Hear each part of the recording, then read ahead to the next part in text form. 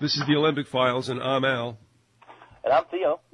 We're going to continue speaking about the Constitution, but before we go into it for this particular show, and Theo will take this away for us, I want folks to understand something.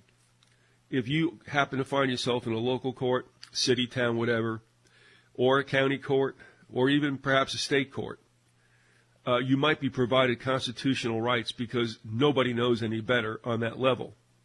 And there are stories about lawyers in federal court taking a case and not realizing that they're in admiralty and having to be briefed in a matter of minutes by the judge as to what goes and what doesn't go. So there are even lawyers who find themselves in federal court and don't know what's going on. So, yeah, everybody speaks about constitutional rights. Very few people ever use them. They think that they're just there. But if you ever get into a situation, and freedom of expression is a good one, you'll find out how quick you don't have rights. But that's for another day as well. In this case, we'll go back and speak to this, but remember, the word constitutional rights gets bandied about a lot. Most people don't know what they're talking about. Most people don't realize they have them or they don't have them because they never really get into that realm. They just suppose they're in place. But when you go to federal court, it's another whole deal, and those judges know exactly what goes. And that's one of the reasons, if not the chief reason, you cannot bring constitutional protection for a private person. More about that later. So, why don't you go ahead? Yeah, we've spoken on the so-called Reconstruction Acts before, but it's so significant, and James Montgomery writes so much about it. He writes about that more than any other topic in his book, The United States is Still a British Colony. We need to devote one more show to that before we leave off with it. It's highly significant. Related to that, in an ancillary fashion, you want another proof that the Constitution is dead. There's that famous, semi-famous letter from Thomas Jefferson. I'll have to paraphrase it, but you just made me think of it, where he says that he based all of our liberties, all of our rights on this, and then he cited the 10th Amendment, where the powers not specifically delineated to the feds were reserved to the states. You remember that letter? I tell you what, it's not very clear about it, no. Okay, well, the 10th Amendment is the single most defunct amendment of them all. I mean, that was killed completely. That was tested in that Civil War. That's gone, the 10th Amendment. Okay. You still have patriot types citing or hoping they can cite the 10th Amendment. You can't. Good luck. Real quick, and I'll save it for a show when we get to some of these court cases, but I think you'll remember when a listener sent me an article out of the Wall Street Journal probably 2 years ago, maybe 2010, I don't know, around there. And it was between two women in the Chicago area. They got involved in kind of a feud. One of them did something foolish in the other's mailbox, which made it federal, and here we go. And that woman then became a defendant. What happens is she wants to use the 10th Amendment as a remedy. And the judge told her, you're not the party that should be bringing up the 10th Amendment for protection. The states are better off doing that. And it's true, but there you go. There's an example of being told, you're not using the 10th. So that shows that only the states were a party to the Constitution.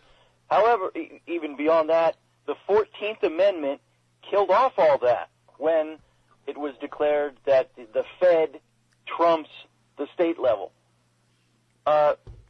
Let's get into this 14th Amendment thing. James Montgomery writes, first he calls the 14th Amendment the touchstone of the patriot community. And he says, most any patriot type knows about the 14th Amendment and how huge that was. But what he writes is they know about it only in a partial way. They don't really know how important it is. I mean, the patriot community will typically cite how the 14th Amendment reversed the citizenship we the little people, we the little incorporated people. Prior to the 14th Amendment, we were state citizens first and then Fed citizens second. After the 14th Amendment, now we're federalized citizens first, and the state citizenship is subordinate to that. Most any patriot type knows about that, but Montgomery says it's so much faster than that. And I have a lot of quotes in front of me from this chapter. Again, the book by James Montgomery is The United States is Still a British Colony, and he writes a lot about the so-called Reconstruction. It was really a reconquest.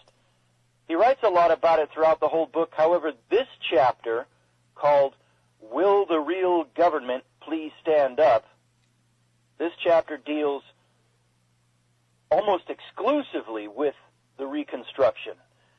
Now, the Reconstruction was all about the 14th Amendment. And did you know, Al, I didn't know this until last night when I got my little useless pocket Constitution that I used to carry around with me. I used to have one like in my car, just... Is this the famous one that comes from the Cato Institute? I used to have one of those. This one, I'm looking, and it doesn't say the publisher. It has a picture of Washington, and it's got a picture of Washington handing you a feather pen with the Constitution facing you, the reader, like he's asking you to sign it.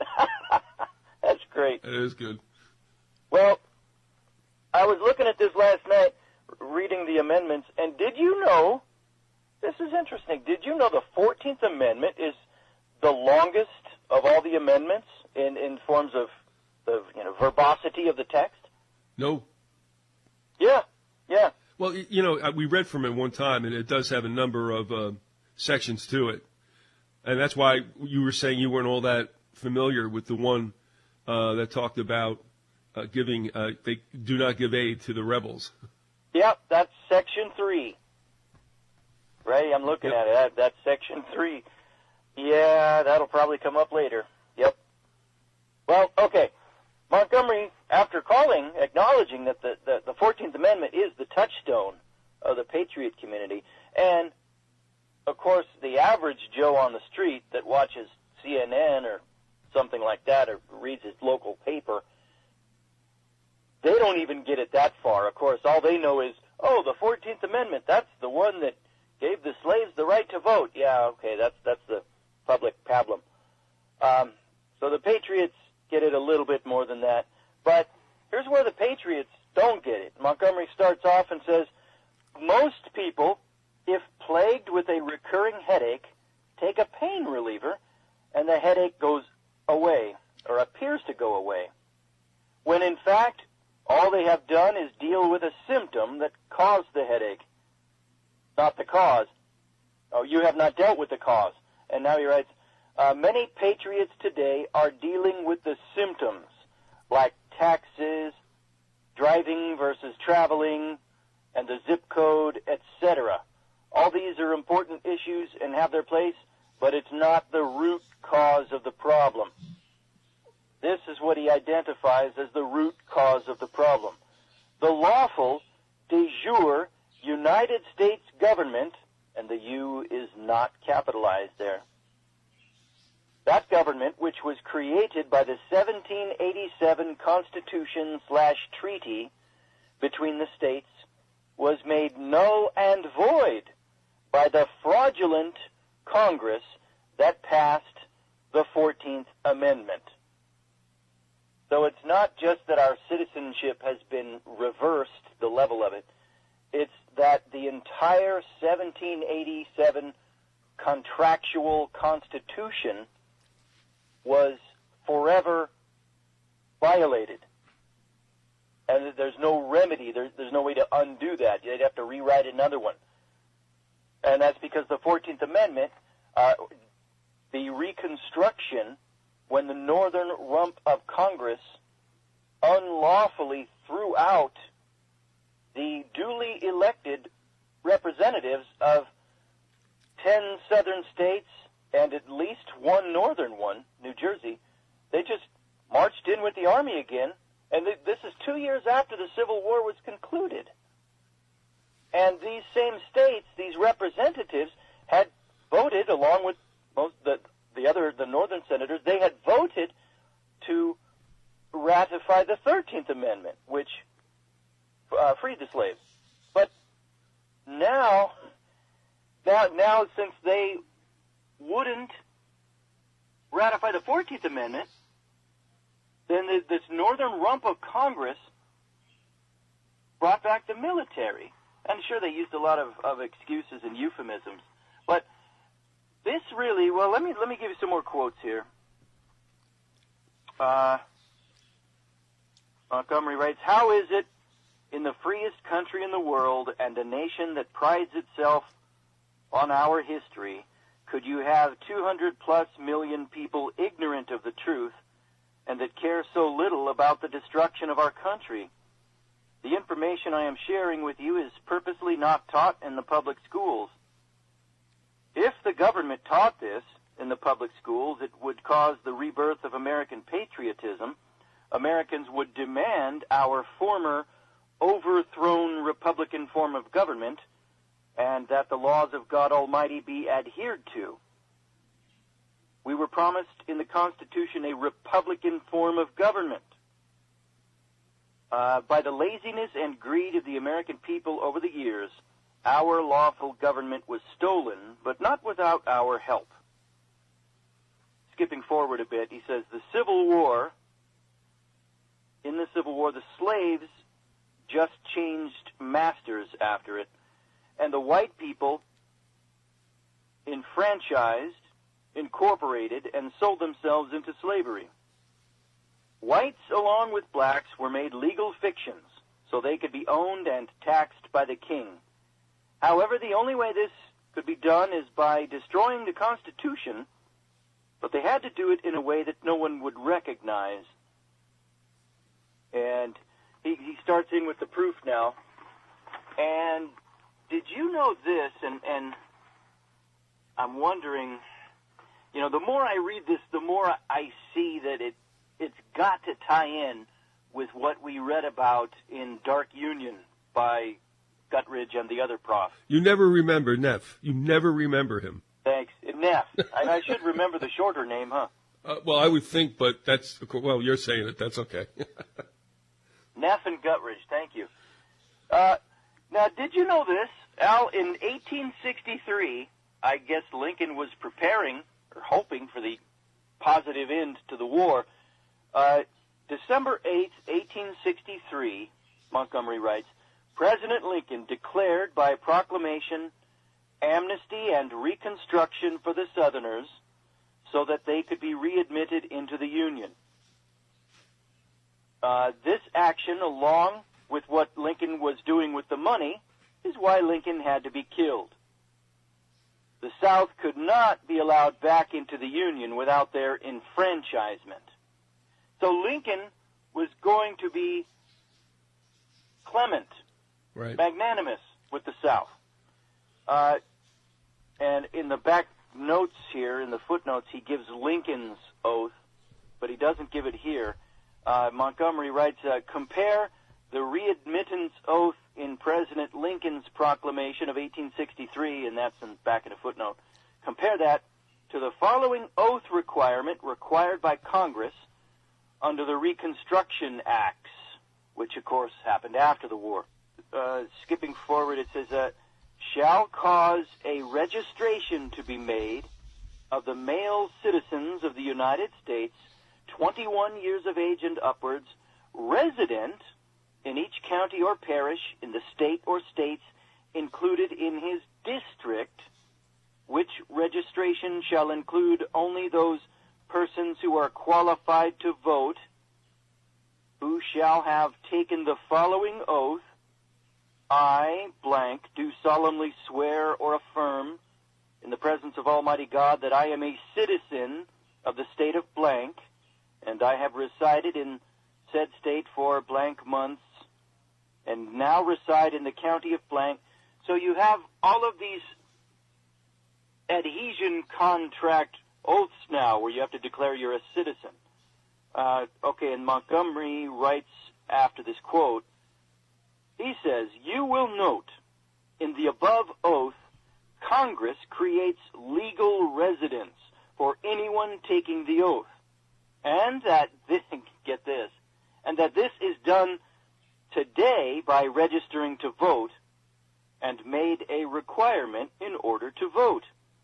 The same legal disability still takes place today, when you register to vote. Mm-hmm. You will also notice that the oath makes you declare that you were not disenfranchised by taking part in the Civil War, which means that before the Civil War, Americans were franchised citizens, that is, incorporated. I covered this in part 1 of this book. By the state's adoption of the Constitution, those that lived in the states became legal residents, incorporated, enfranchised, instead of sui juris freemen, which was granted to them by the Declaration of Independence. So this gets back to how George Washington was a scumbag and created the district states to supersede the geographic states in 1791 and some other stuff. In the 14th Amendment, and here Montgomery refers to Section 3 of the 14th Amendment, where the enemy, the judges and legislators and police cannot give aid and comfort to the enemy, according to the 14th Amendment. The enemy is anyone unincorporated, because the king cannot legally tax you without using the force of admiralty. The enemy is also anyone that refuses to swear the oath to the de facto government for the above reasons. Now, Al, so now we get into oaths. Al, I've heard you refer in the past to how at least the Jehovah's Witnesses got it right, because they, in some things, in that they, for example, they don't swear allegiance. They don't pledge allegiance to flags or anything like that. So and I agree with you. It's an interesting fact of history that the Jehovah's Witnesses were, after the Jewish people and the Gypsies, the Jehovah's Witness people in Germany, a small minority then, but they were targeted. They were third in line to be targeted for elimination in Nazi Germany. Did you know that, Al? No. Nope. Yeah, I had just read that in, historical fact. Another one that's an eye-opener. Yeah, and of course it's a sorry statement for, you look at the 98-something, the vast majority of the Protestant churches in Germany, of course, sidled up next to Hitler and encouraged him and voted for him. Yeah, I mean, that's always been the case. It still is the case here in present-day United States of America. Yeah, it's the case now, isn't it? Well, it's the fact that the churches are far and away guiltier for blurring the lines between the separation of church and state than the state has ever been. You take a look at the 501c3s here. Nobody told them to do that. They could survive very well without that. So they entered into a compact, shaking hands, if you will, with the devil. And so is this any kind of surprise? And as we all know, most mainstream denominations, I mean, they're dead as anything. They're just dead as rocks. So, I mean, what's the big deal about people getting all fired up about Christianity or anything else, seeping into the decision-making of our leaders? It just doesn't happen. That's why I don't care about those clowns. What was it, the Council for National Policy or something? What is that? Yes, yeah. Everybody, so people are really concerned that these supposed righteous Christians, which they are not, are actually impacting policy. And it's like, no, they're not. I couldn't care less what they're doing down there. In fact, I wish more would join, because they're rendered useless anyway. They think they're kicking ass, but they're not. So the fact that the church is sidled up to the Fuhrer, I understand completely. I mean, look what the Vatican did. That was egregious. But, again, Protestant churches looked the other way when it started hitting the fan. Well, they're incorporated to it. They got the 501c3 and state incorporation papers, so they're just serving their real master. Yeah, and I'm sure the day is going to come, and that's the real danger. I mean, most pew sitters don't understand what that's all about. Well, they sure don't. Well, no, and because you never really see it in play. And if you ask most of those, and we'll just pick on the Protestants, and I can do that because I once was one, that they don't know what's going on. They don't even know why, well, if you would ask them, why should you go to heaven? What would they say? If you're a good person. So bang, you don't even know why you're in church. So, well, they'll say, because I gave myself to Jesus Christ. Well, I'll tell you what, I haven't heard that too many times, and if I did, it's from someone who actually understands what's going on. But the problem with that is they may have done so, but their church gave itself to the state. Oh, without a doubt. And we're not beating this to the ground because it's not that important after a fact. But that is, they don't see that actually working in action. They don't feel the hand of the government upon them. Where I was going at the outset of this was that there'll come a time when the church will be impinged upon by the government, the state, because of that relationship. And it is not far-fetched in the near future that if a preacher is preaching the second coming of Christ in a new kingdom, that can be construed as treasonous, terrorist. Yeah. So, yeah, let's put it this way. That famous exchange between Sir Thomas More and Will, his firebrand, I guess, son-in-law, about you leave the laws in place, and the firebrand's son-in-law said, well, to get at the bad guys, I'd cut down every law in the land. And then Thomas More says to him, and what would you do when the devil turns around? And there's nothing that you have to protect yourself.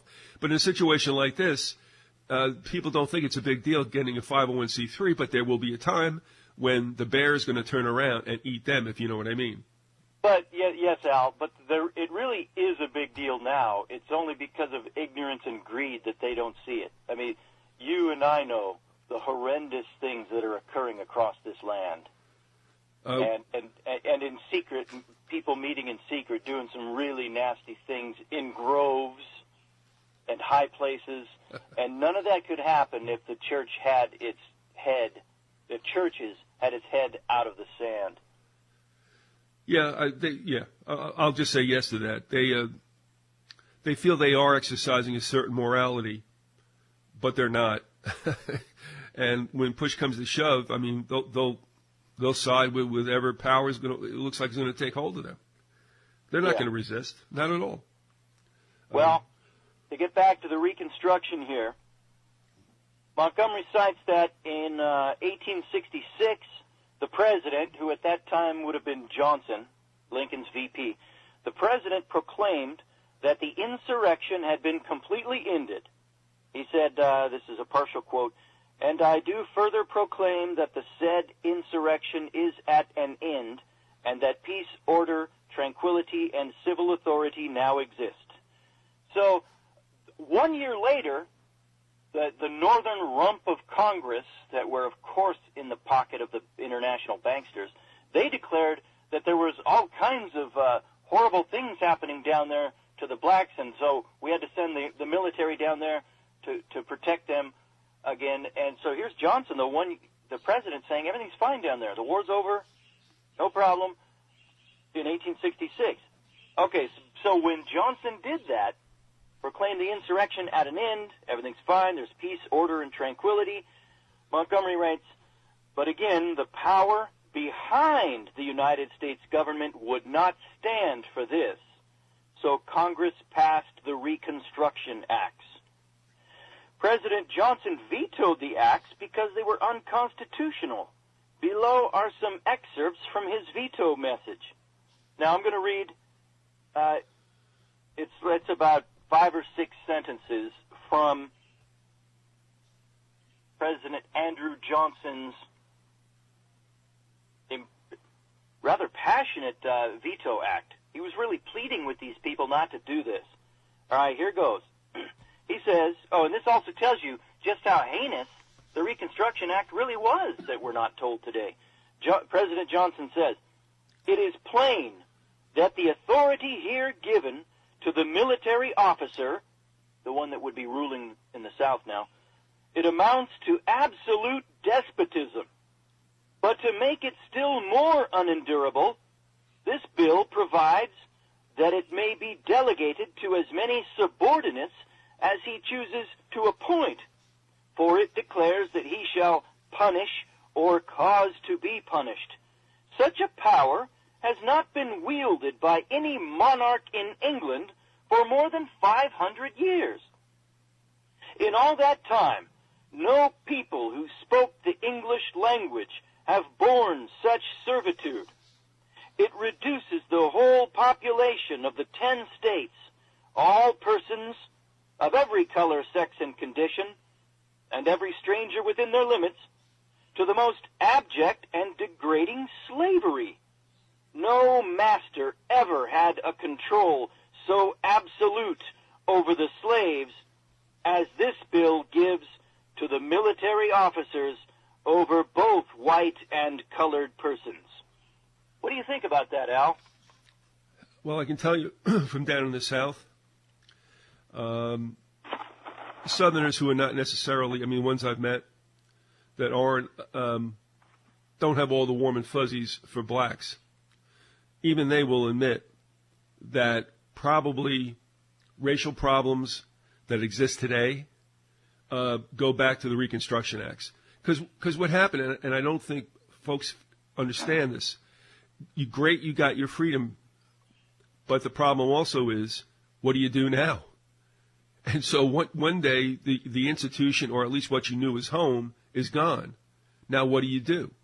And that was a real problem. So, this is not exactly what you were thinking or had in mind when you asked me that question. But I'll say here's another example of the Reconstruction Acts quite probably guilty of creating and getting off on a bad foot racial relations in this country. So you can look at that as well as the legacy that we have, and that is still, I don't know, to a certain degree, what would you say, 100% amicable relations between all races. It still hasn't happened, and that's one of the reasons. And had you thought of that, or? Yeah, it's very possible. Yeah. So it's not the sexy thing that people are looking for with regard to that, because you're headed down the road of governments and courts and such. But there's another thing that deepened the divide between races. Oh, for sure. When you read Al, when you read Johnson's words here, it really makes you feel for the guy. He seems like he wasn't such a bad guy. You also wish he could have, if he felt this strongly about it, why didn't he take it to the streets and get the people on his side? Well, of course, that would have meant he would have been Lincolned. If he broke from, that's why, and people accuse us of us relying too much on the old KISS. Keep it simple, stupid. But it is. There is a power behind the government that has sought to overtake the government and now has. But even back over 100 years ago, this was happening. I think you could even say it was happening almost the minute that we became a new nation. But when you got a certain amount of people in power at that time, then that's what they told Lincoln. Lincoln knew where it was at. Here's what you do, here's what you don't do. And in 1863, I believe, Lincoln announced in the Gettysburg Address that he wasn't going to go along with the game plan. This was too crazy.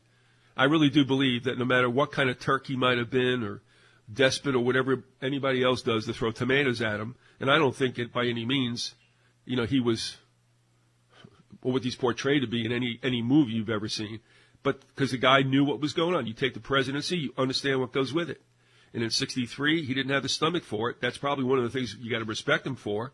And then everybody was put on notice. This guy, as you've just mentioned before, Theo, that he's going to be conciliatory. He's going to be expeditious in trying to get this war brought to an end.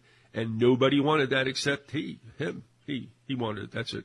Yeah, I would liken Lincoln's, that the oath that Lincoln came out with that was going to go easy on the Southerners, a couple of years before he was assassinated, I would liken that to Kennedy's speech before the Protestant convention in, Houston, where he said he wouldn't be beholden to any entity, meaning the Vatican. Well, he said the Vatican.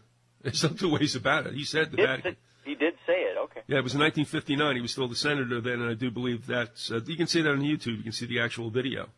And then, of course, he came out with that for what is, for most people, a very esoteric statement. I think, in April of 62, right after the Bay of Pigs failed, I think 10 days after. And then he went into that, there's a monolithic conspiracy which has the power to conscript vast resources. It doesn't have an army of its own, but it can get an army. And, of course, to me, that's very telling. And often I think that is the speech that is confused with being the mythic speech he supposedly made at Columbia weeks before he was assassinated. That speech never took place. That is urban legend. Yeah. But he did say something very, very sharp with that speech that he gave right after the Bay of Pigs, and I think that also sealed his fate. So I just want to throw this into you because Thaddeus Stevens was in Lincoln. They were all in the same group. But Stevens, I don't think you could ever trust. But here's what's said about him with regard to the 14th Amendment. He, meaning Stevens, found the 14th Amendment final provisions with a limited disqualification from office for some former Confederates. He found that deeply disappointing, but accepted it as the best terms possible. And yet this is what he wanted. He wanted to put the Confederate States under a prolonged, if you will, probation period under military rule until they kind of showed that they were ready to come back. Now, that to me, those two beliefs or passions or whatever you want to call it are kind of contradictory. On one hand, he thought the 14th Amendment was too harsh, and yet he wants to do this. Yeah. So, but again, it goes back to what you were saying as well. What is the subtextual plot going on here? And I think it's because there is a script and things have to be done. And remember, Stevens was making money privately in business with that cotton for beef deal that very few people know about, that was never told about in our history books, where you had Confederate and Union officers or personnel, government personnel, meeting up in Montreal to hammer out stuff. Yep.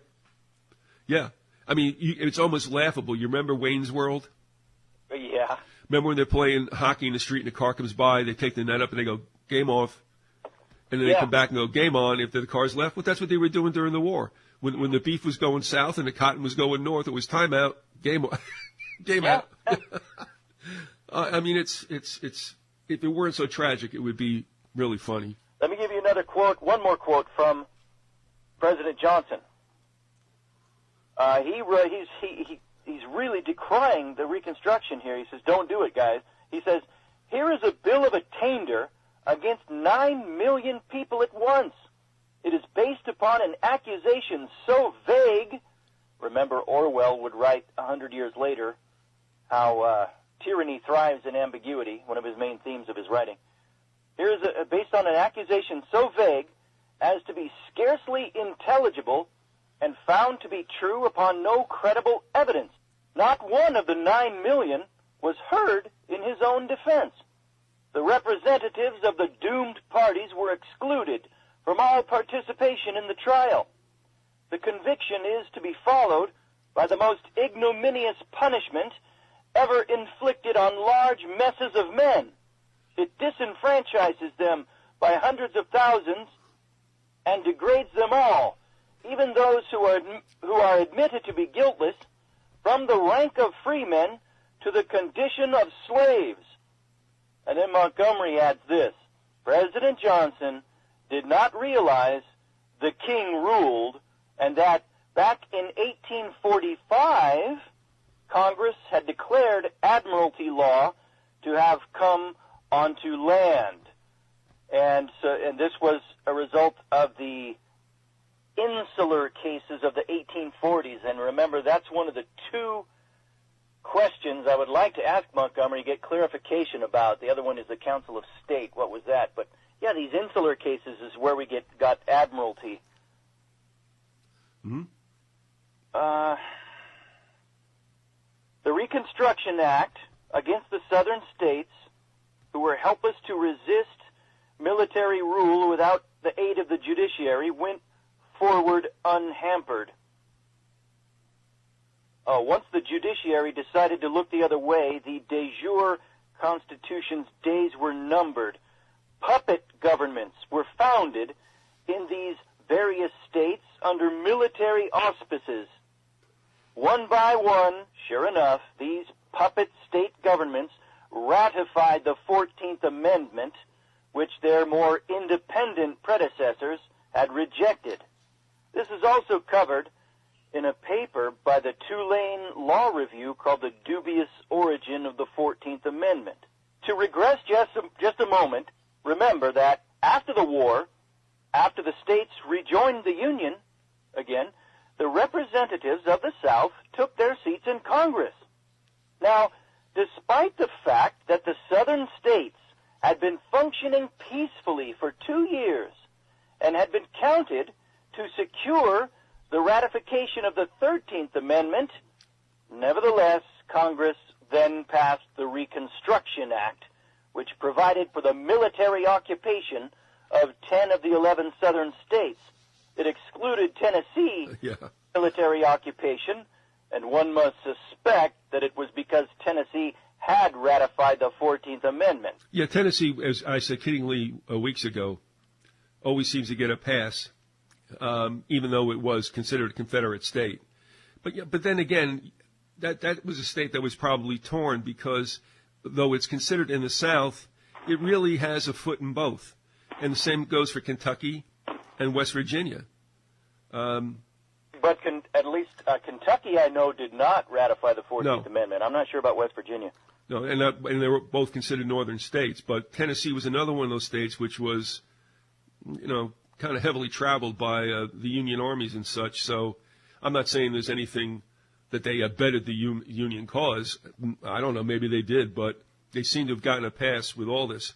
One other thing I want to bring up, too, and I haven't looked at this for a long time, and it just came to mind, but during that the military rule, Florida convened their state legislature and came up with, I think, the Constitution of 1868, and the military heads in the state took a look at it and said, no, tear it up, ain't going to happen.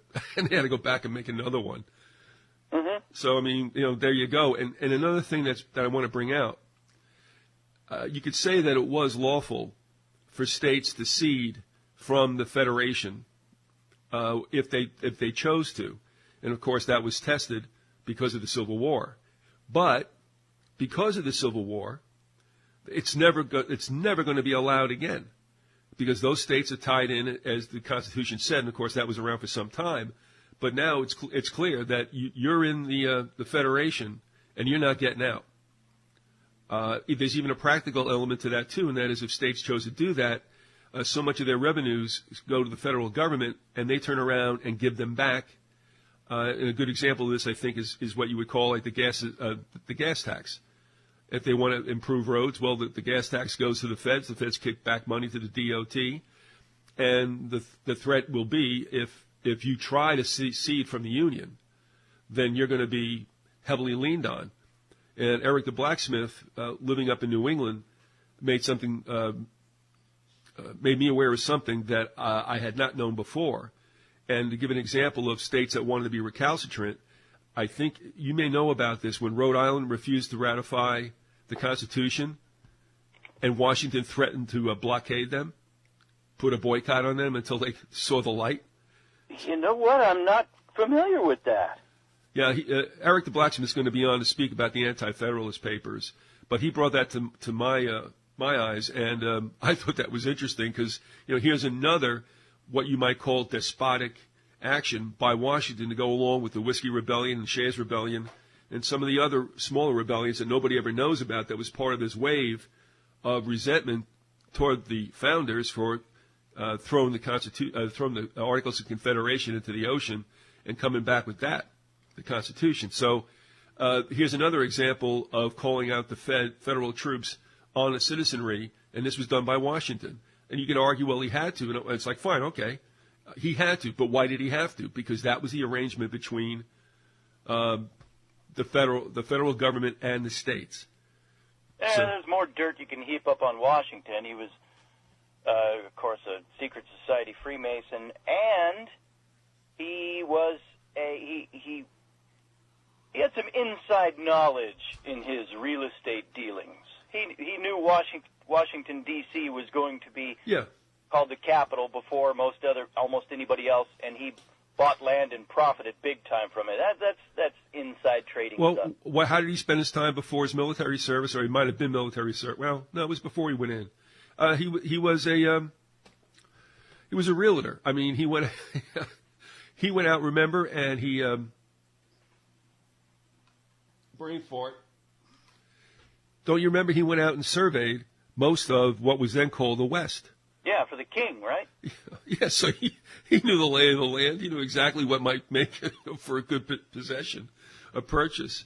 So, yeah, there you go. But, I mean, again, these guys were nearly deified, and it's just not in their behavior. When you go back and forth with people who want to go ahead and hold up the vanilla representation of these guys in books and history texts, in movies, it's like, yeah, sure, a lot of great... everybody has great stuff said about them, and that's what goes into the record. And again, we mentioned this before. But then you have to take a look at what is also mentioned about these characters in other places, like the Anti-Federalist Papers. And then you take a look at their behavior. That says it all. Actions speak 1,000 words. So, I mean, these guys were out for themselves, and, our opinion of what they are or who they were is shaped by propaganda pretty much, and not what was the reality. Absolutely. Hey, did you know that in this whole Reconstruction debacle that your good old home state of New Jersey actually performed with some aplomb? They actually showed some guts in the matter. Yeah? Yeah. No, when the representatives of New Jersey saw, first they had, of course, voted for the 14th Amendment, but when they saw that what was going on, that the South was going to be invaded unlawfully in violation of the Constitution, New Jersey rescinded, and they were not going to support the Reconstruction Acts or in the 14th Amendment, and then so their representatives were kicked out. Their senator was kicked out. And Montgomery writes in here, it's a quote from March 24th, 1968. It's Joint Resolution Number 1 of the state of New Jersey. A quote, I don't know the individual who says it, but there's a long paragraph here. I won't write it. But these guys in New Jersey had the guts to call the Reconstruction Acts the mutilating of the integrity of the United States Senate. They called it a usurpation, and they called it martial law. And of course, New Jersey itself, even though they're in the north, they were attacked. Well, this was a northern rump of Congress, and there are several old quotes Montgomery gives where they're called a rump Congress in the north that did this. Montgomery actually correctly identifies this as a coup d'etat. That's what the Reconstruction really was. Al, it was a coup d'etat. Those are Montgomery's words. I don't have. There's a quote in here, more than one, where he identifies it as that. A couple things, if I may. Yeah. Did you just create a new tense for read? What did you say? What did I say? I don't know. I won't write it here. I'm like, what is that? Like the past particular preposition? Oh, did I say I won't write it here? Yeah, you said you write it. All right, I couldn't let that one go by. Too early. Sorry. No, not a problem. But to be serious, and this is a little-known fact about the good old Garden State, there was something at play there with regard to the Confederate cause, in a sense, and the issue about abolition. And this is true. If you take the Mason-Dixon line and you extend it east, it will go through New Jersey. I'll say roughly it cuts it into like 2/3, 1/3. Well, up until sometime in the 20th century, and I can't remember what the date was, schools beneath the Mason-Dixon line could observe segregation. So you see, New Jersey has a funny little role in this as well, and I don't know if that played into how its representatives in D.C. felt, but, there's a situation. So even though, like you said, they were in the north, they were, but not everything. That little whatever that is that sticks out by Cape May and the southern part of the state could observe segregation. So there you go. Got it. Yeah. Well, Al, apparently, you know how we have to have a license for everything nowadays? That stems from the Reconstruction. Do you want to care to elaborate on that? Well, Montgomery writes, he lists a bunch of licenses we have to have today. Marriage, hunting, fishing, business licenses. He says, every license or permit is a use tax and is financial slavery. You are controlled in every aspect of your life. All licenses came about after the 14th Amendment and the military occupation which we are still now under. The reason all this has taken place? Oh, you'll like this quote, Al. The reason all this has taken place in America is to colonize the world for Britain. The United States has been the enforcement arm / cannon fodder for Britain since the Civil War. Your comment. Old-timers used to talk about, not that this was a big topic, but I do remember that they said early in the 20th century, when cars were at least affordable or starting to become affordable to the average person, whatever that is, you didn't need licenses. The only thing you needed to drive on the roads was a car. But people think that's a state document, and even though it's issued by the state, it's federal, and as I've said here, it's in cap letters, you in cap letters, and also the number that you're first given will remain with you until your expiration. And I told you I had 7 of them, and that number has traveled with me since 1968. And you're going to love this, though. I have to go back for a new license as if I were never licensed before. Now, get this. I've been driving since 68, have had the same driver license number since 1968. No problems ever with my citizenship. But come this August, I'm going to have to go to the DMV and provide a state-issued, a government-issued, it says, birth certificate, my Social Security card, 2 pieces of documentation that state I live at the address which I espouse I do. And I'm like, what is the point of this? I mean, what's changed? It's still me. I haven't gone anywhere. I haven't, left the country and come back. And I am me. What is the problem here? So I have to laugh because I can't for the life of me figure out why in the world I have to produce at this period in time with, remember, a yearly relationship with the DMV.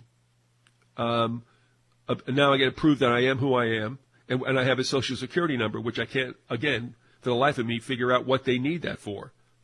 What's that got to do with anything? But here is what I'm talking about. When you get involved in totalitarianism, they can call it socialism in its early periods. Everybody thinks it's a good thing. But when you get involved in a state-controlled everything, you are never left alone. They bust your chops forever. And even, that in itself would drive some people crazy. Yeah. So I have to go trucking down here. Now, remember 2 things. What happens if I wasn't born in a hospital? What happens if it was a home birth? What do you do then? Where's your government license? Birth certificate. And secondly, believe this or not, I don't have any bills sent to this address. As I think you well know, I've kept the P.O. box down here for 19 years. I can't show my address. I'm trying to figure out what I'm going to do. So, everything gets sent to the P.O. box. All the bills. It's the 21st century, folks, and then you pay stuff online. So how do you get around that? All right. That's just something that seems trivial, but if you think about it, it really isn't. Literally, I could be refused a license because I can't produce documents, even though I don't have a point on my record, and I've been driving since 1968. It's crazy. And, of course, when a license, in legal definition, means something that is illegal unless the king gives his... Yeah, it's imprimatur, yeah. And when's the last time, why is marriage illegal, for example? Why is being a barber illegal? If your neighborhood views your talents as a barber as worthy of patronage, why do you have to go and and show the government and have the government give their imprimatur on you? What about just your fellow neighbors? Well, it's because the government's going to be good to you and they want to share in your prosperity. Yeah. And go ahead. Sorry, go ahead. No, I'm just thinking people should go check out that website. What is it, sharedprosperity.org or so? I'll take a look when you're talking about, I mean, this is a hint that the present Social Security situation is going to be changed and that the government is going to get involved with you taking 5% of your salary. They're going to invest like, I don't know, maybe 1.5% or something, and you get to use the other 3.5%. Shared prosperity. It's like, well, who's sharing in this? I think you guys are sharing it, because I'm not. It's being taken from me. But, that's an interesting situation. I'll find out where that website is. But they're preparing people for the SSA to go the way of of nickel candy. And by the way, have you seen the picture of one of the newest IRS installations? No. Down in New Carrollton, Maryland? Holy mackerel. It's a pyramid. Oh, I was going to guess. Yeah, okay. And then these two columns that look like barbershop poles, black twined around white, with the index finger pointing upward. Actually, they could have used another finger for what they do to us, but they used the index finger, and of course that recalls, as it is above, it is below. And the pyramid, and in the pyramid, it's got "We the People." You just named all the 4 occultic food groups or whatever. You got the pyramid, you got the 2 pillars, you got the black and white, black and white's another, the checkerboard, that's another. Yeah, flooring, Freemasonic symbol, and then the up down, so it is. Yeah, oh man. But I'll put a link to the photo. But you can even go on to Google Maps or whatever. Go to just pop in IRS New Carrollton, Maryland, and you can get down on it. It's hard to pick out the pyramid, but it's there. The columns obviously are very much in your face. But it's like, why did you do that? I mean, of all the things you could have done, why do you do that? I mean, if that doesn't tell you who runs the show, I don't know. Amazing. And again, that could not happen if churches had their head out of the sand. You had me scared there for a second, big guy. Well, we mentioned it earlier. I mean, churches think everything's hunky-dory in this country now, and the churches think they're not under persecution yet. It's right in their face. The occultists rule this country, and they're clueless. They've rejected the knowledge. They don't want any part of it. They want to be willfully ignorant of the evil and the occultism all around them, in high places, as Scripture warns you about. Well, when I said you were scaring me, I was referring to a location which I thought you were going to mention, from which which agency has to pull its head out of. I didn't think you were going to say sand. Oh, got it. Yeah. You mean the wrong end of the anatomy? Yeah. All right, we're going to have to wrap it up. But if you want to bring up one more point, that's fine. If not, we'll pick it up. Yeah, all right. Montgomery completely establishes that this military rule, this military occupation from the Reconstruction, it's still in order today, and it links. It's why Britain rules us. It's why it's the Master Blaster thing from Thunderdome, as you've mentioned before. It's why we're hooked to the IMF. He establishes that. And he even cites, last thing here, he cites how it's not even just the Constitution, but in the Federalist Papers, James Madison, it's not just the Constitution that says every state is guaranteed a Republican form of government. It's in the contract. But James Madison, in Federalist Paper number 43, he also said that. He said the authority of the federal government extends no further than to a guarantee of a Republican form of government. And nothing else shall exchange Republican for an anti-Republican Constitution. So, and that's exactly what the Reconstruction did. It denied a Republican form of government for 10 or 11 states. When you do that, you destroy the 1787 Constitution, Patriots, you need to see the bigger picture here about the 14th Amendment and your beloved Constitution. It's done. It was whatever privileges it gave you. It's over. The Republic lasted about 80 years, and that's it. We've been living under a military rule since then. That's. I'll close with that. All right, and just as in a quick, it's not a summation, just I guess a P.S. When everybody says about destroying our country, destroying this, it's not on the people necessarily. But if you take a look at what's happening to us now and what has been happening for the last 20 years, I mean, could you find more destructive elements put in play? I mean, what would you expect to happen? I mean, what I'm referring to in particular is that a corporation sending jobs overseas. Corporations never asked to be patriotic and take care of people here. Jobs fleeing the country. Thousands, if not millions, of illegal immigrants allowed into the country. And I had to laugh because this immigration reform, illegal immigration reform, what reform? What are you talking about? Oh, if you stay here 8 years, blah, blah, blah. Look, don't come in. I don't care if they're Latinos. I don't care if they're Hungarians or whatever. It doesn't make any difference to me where they come from, and I understand why they're coming here. That's fine. Makes sense to me. But the point is, you can't have these kind of diametrically proposed actions going on and think that you're going to survive it. And we've got a debt to what extent, and yet we get involved in military intrigues, wall to wall, for God knows how many decades. Where's the money coming from? Now you want to go push against North Korea, and you want to push Iran. What do you think is going to happen? I mean, the destruction of this country is not on its people, because they've been told to believe that whatever we do is right. But what I see happening here, it's like if somebody from Mars came down and you explain this to them, they'd be like, that doesn't make any sense. And it doesn't, unless you want to destroy a country. And that's what they're doing here. They're taking everything they can get from us, draining us from the last drop of financial blood, and then they're going to throw us into a war and kick our asses. And then when we come back, we'll be nice little sheep, the kind of thing that the Patriots always complain about. Well, I mean, that's why we're having this happen to us. We've had a lot of freedom. We've had a lot of economic success. We've had it better than probably 99.99% of this globe.